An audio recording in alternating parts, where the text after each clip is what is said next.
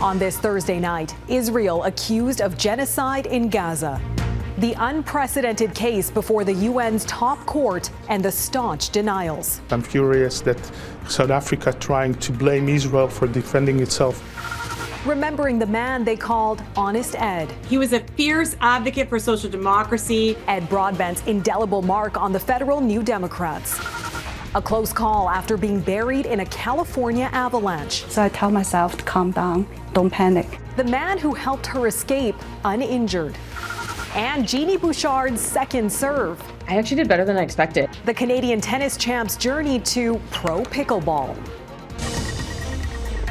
Global National with Donna Friesen. Reporting tonight, Nitu Garcha.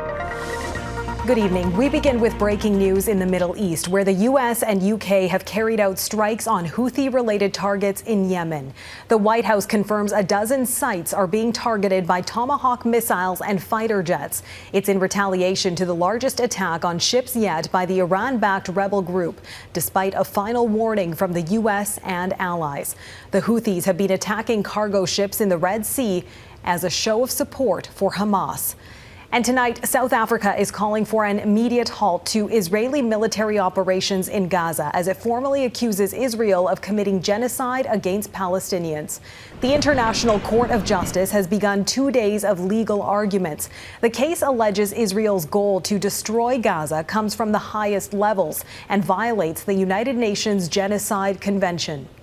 No armed attack on a state territory, no matter how serious, even an attack involving atrocity crimes, can provide any justification for or defense to breaches to the convention.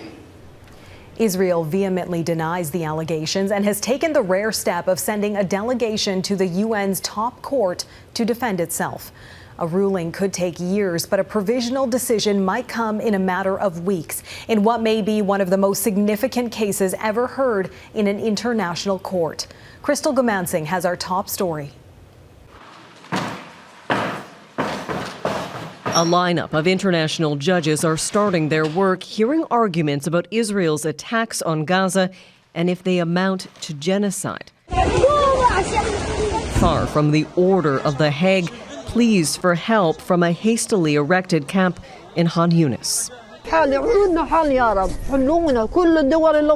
Oh God, a solution. We need a solution, says this woman. Why do they not feel what we feel? Are we not human? South Africa, with its history of apartheid and oppression, filed the application for the court to hear the case in December. As a part of its argument, it is using the words of Israeli lawmakers, saying they constitute clear, direct, and public incitement to genocide. Lies, according to Israeli government officials. So I'm furious. I'm furious that South Africa cooperates with Hamas. I'm furious that South Africa trying to blame Israel for defending itself. I hold your hand to say thank you, South Africa. Thank you for all what you have been doing. South Africa's ruling African National Congress has stood with Palestinians for decades. In court Thursday, an order instructing Israel to halt its operations in Gaza was requested. Nothing will stop the suffering except an order from this court. Without an indication of provisional measures, the atrocities will continue, with the Israeli Defense Force indicating that it intends pursuing this course of action for at least a year. Outside the court, dual demonstrations. Bring them home! Bring them home! Grieving Israelis still fighting for the freedom of roughly 100 people believed to be held hostage in Gaza and pro-Palestinians. The government of Canada is not taking a position. We're aware of the filing, and our government is reviewing the case carefully.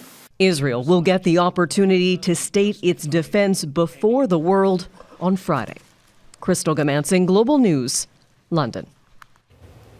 South Africa's intervention is rare, but it's not the first time a country not involved or directly harmed by a conflict has taken this step. In 2019, the Gambia took Myanmar to the ICJ, accusing it of genocide against the Rohingya people. Both Israel and South Africa are signatories to the UN's Genocide Convention, which states that in order to constitute genocide, there must be a proven intent to destroy in whole or in part a national, ethnical, racial, or religious group. Intent, however, is often the most difficult element to prove. Back here in Canada, former federal NDP leader Ed Broadbent has died. Born in Ontario, he served as an MP for 21 years and led the party from 1975 to 1989. Not only did he believe in building a good society, as Eric Sorensen reports, he's being remembered for devoting decades to fighting for justice and equality in Canada. Okay. Ready, Jimmy? Yeah, this is it. This deal. He was, for years, simply the most popular federal politician in the country.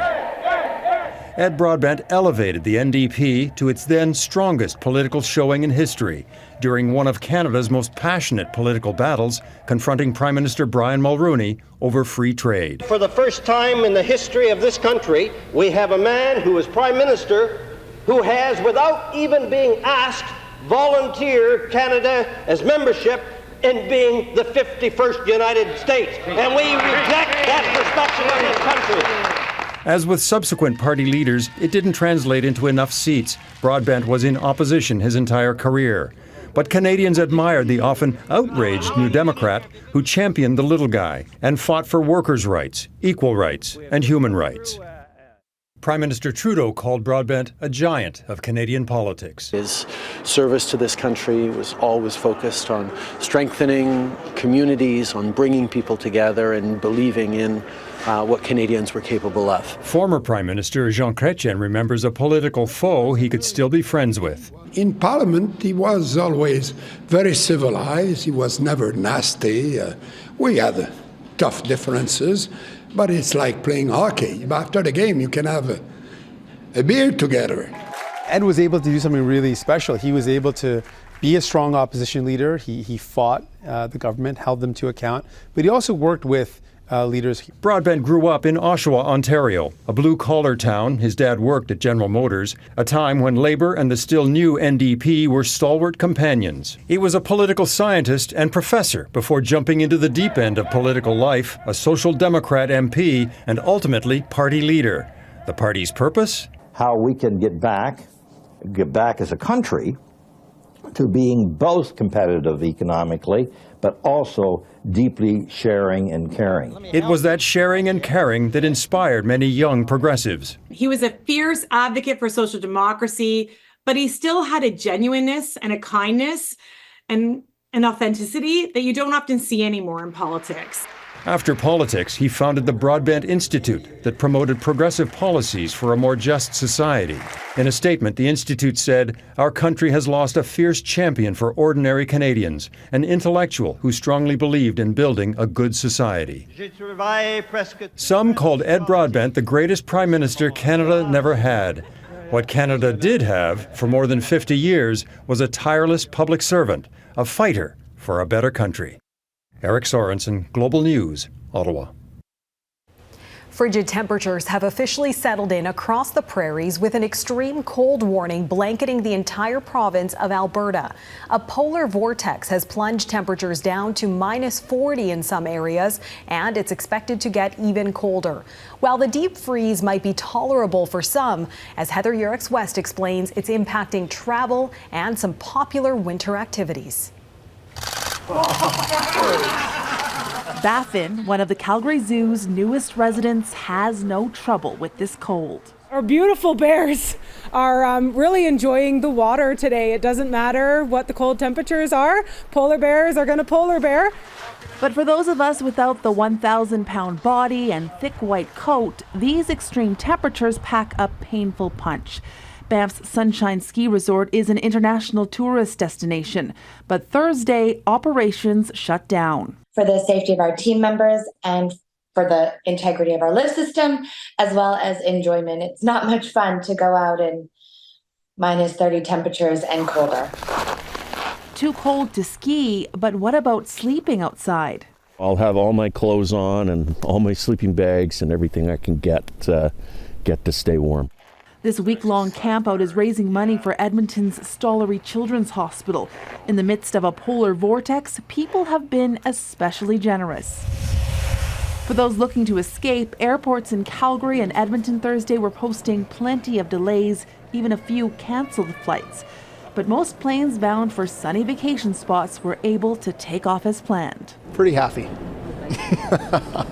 Yeah, it's a good timing. The Windsport Ski Hill in Calgary is closed until the end of the week. For Calgary and Edmonton, the worst of this cold snap is still to come. That happens on Saturday morning with the wind chill hovering around -50. From there, the polar vortex moves to the southeast. Saskatchewan will have icy temperatures through next week, but BC and Alberta should be back to normal, more seasonal temperatures by Monday. Nitu? Heather Yourex-West in Calgary. Thanks, Heather. We're hearing tonight from a survivor of yesterday's avalanche at a California ski resort near Lake Tahoe. Janet He was saved by a stranger after being buried in the snow, unable to breathe. The avalanche happened just behind me. Her husband took this video right after the avalanche came down at Palisades Tahoe. She says she suddenly felt the ground slip away as she fell 60 meters down the mountain. I couldn't put myself up because the snow was so heavy on top of me, and I was buried, my face buried in the snow. As she lay underneath the snow, she heard a voice above her saying, "I've got you." I think that's the best thing I ever heard in my life. She snapped this picture with her rescuer. One man died in the avalanche and another person was injured. Former U.S. President Donald Trump lashed out at New York's Attorney General on the tense final day of his civil fraud trial. Letitia James is seeking hundreds of millions of dollars in fines, which threatens his involvement in New York's real estate industry. Trump says it's a witch hunt. She campaigned on "I will get Trump." If you've ever seen any of her clips, they're horrible clips, actually. The anger, she's got serious Trump derangement syndrome. Trump also insulted the judge, seizing an opportunity to speak in court before getting cut off. As Jackson Prosco reports, Trump's got a lot on the line.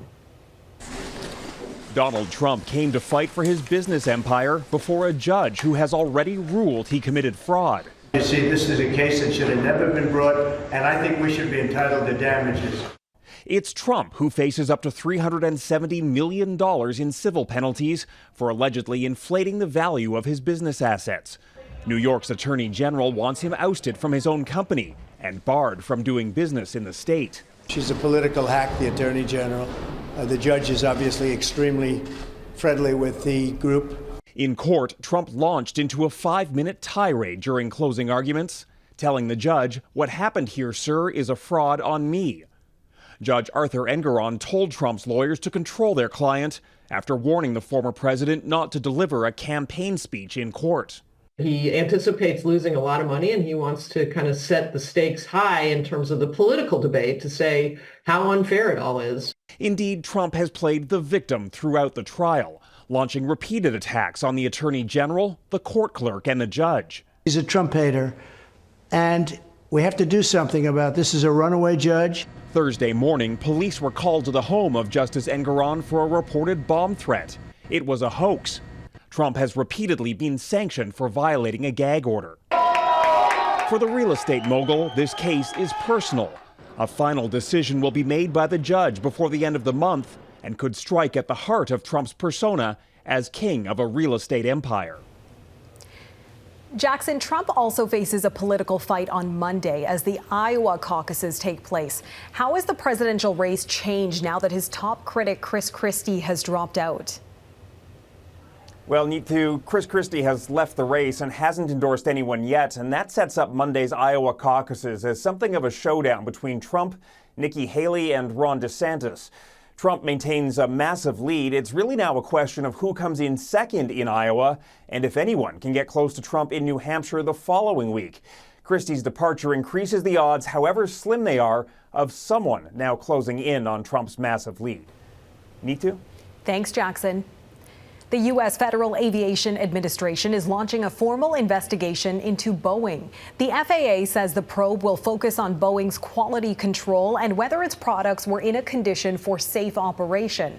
Last Friday, a door plug blew out of an Alaska Airlines plane shortly after takeoff, forcing an emergency landing. Boeing CEO says the company plans to fully cooperate with the investigation. The COVID-19 test kits Ottawa spent billions of dollars on are under scrutiny. Coming up, the Prime Minister's office responds to a Global News investigation.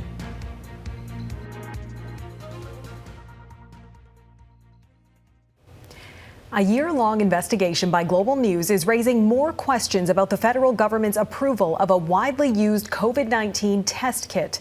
Global News found that Health Canada ignored multiple warning signs about BTNX, the company supplying the test based just outside of Toronto.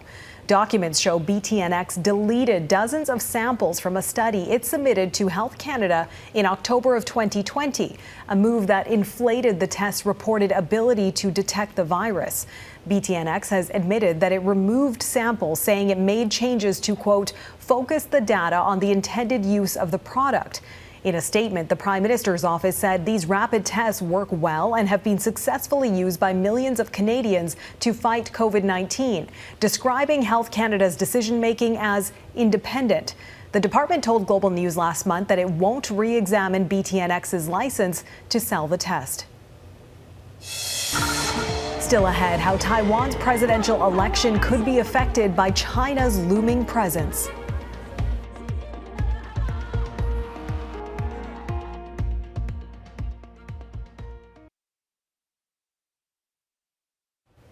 Taiwan is getting ready for its presidential election this Saturday, and much is at stake as China ramps up its intimidation tactics.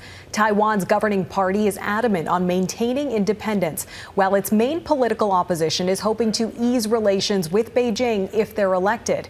Jeff Semple looks at the politics at play. In the final hours of Taiwan's election campaign, China put on a show of strength.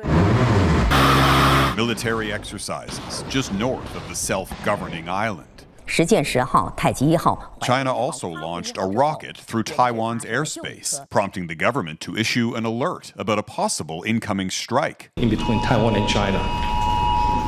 The false alarm briefly interrupted Taiwan's foreign minister as he was incidentally discussing the threat from China. So all these kinds of tactics continue to remind the people here in Taiwan that there's a danger of war in between Taiwan and China. The Chinese government has vowed to take control of Taiwan by force if necessary. And in this election, Beijing wants change at the top. The Democratic Progressive Party is seeking an unprecedented third term after 8 years in power.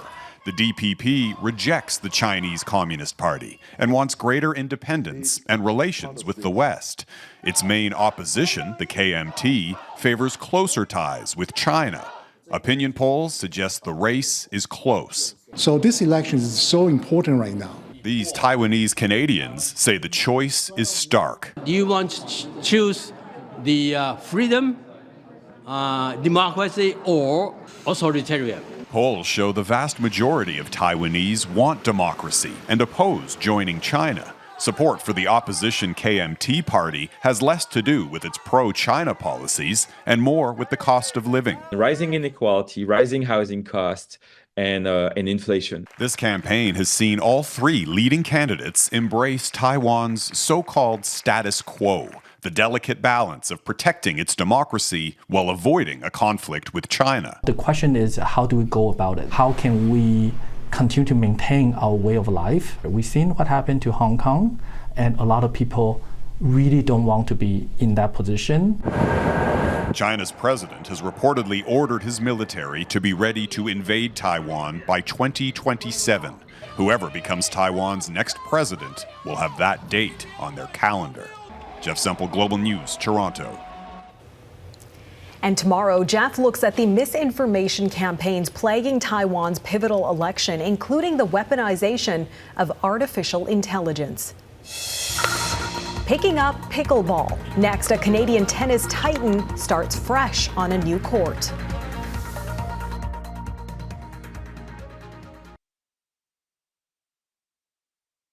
They may look similar, but skills on the tennis court don't necessarily translate to success on the pickleball court. Canadian tennis star Eugenie Bouchard has kicked off her pickleball career. As Mike Armstrong explains, that's left room to grow, much like the sport itself. Here's the deal, folks. She wants to get good at this. Eugenie Bouchard went into her first pickleball competition, she says, with very low expectations and nervous. Missed return. It took her a while to settle in, but she didn't look out of place. That's a nice rip from Bouchard. Even if to her, it felt that way. Like, I've played tennis for 25 years now, and so my brain is like wired for tennis. Well, the rewiring has begun. The 29-year-old shocked the tennis world last fall when she announced she was joining the Professional Pickleball Association, the PPA. Already called the fastest growing sport in North America, the professional league wanted a player with a profile. How much she's being paid hasn't been released, but the transition for tennis players, she says, isn't easy. Yeah, you know, it's not like automatic. We're playing against people who have been training for pickleball for years, and so they know the ins and outs of it.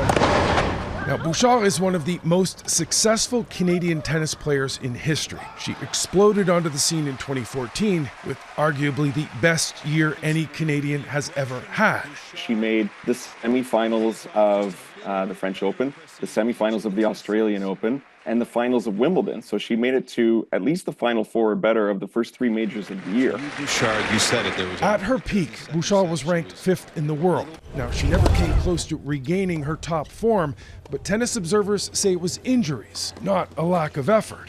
She still works her butt off. I mean, I've seen her in tournaments where she's been bounced early, and she sticks around and she's still hitting the practice courts, and she is working hard. And I think that's a side that the tennis fans and people that are quick to criticize her, they don't see the work that she's putting in. 7-4. Bouchard says she's amazed by how quickly pickleball is growing and that she wants to help. That said, she still plans to play tennis this year and admits she does find it sad when she drives by a tennis court that's being converted to pickleball. Mike Armstrong, Global News, Montreal. And that is Global National for this Thursday. Tonight's Air Canada is Smithers, BC, where this young viewer skated on a nearby frozen lake with fresh snow. What a view. Thanks so much for watching. Farah Nasser will be at the anchor desk tomorrow. Have a great night.